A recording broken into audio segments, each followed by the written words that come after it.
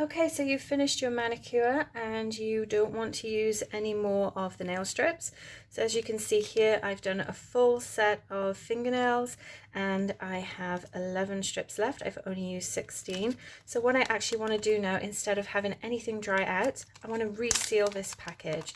So to do that, I'm just going to take 2 of these and pull them out because I want to make sure I've got a clear edge here so I can reseal. And then what you can do is, if you just pop your nail file inside the package,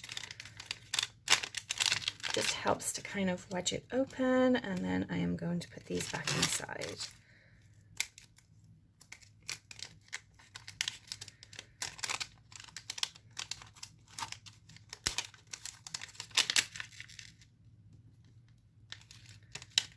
Just makes it a little bit easier.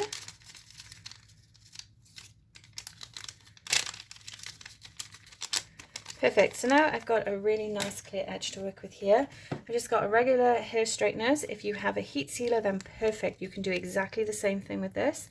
Just going to push it in and then hold it. Now making sure that none of the nail strips are obviously in the way of the heat sealer or hair straighteners when you do this.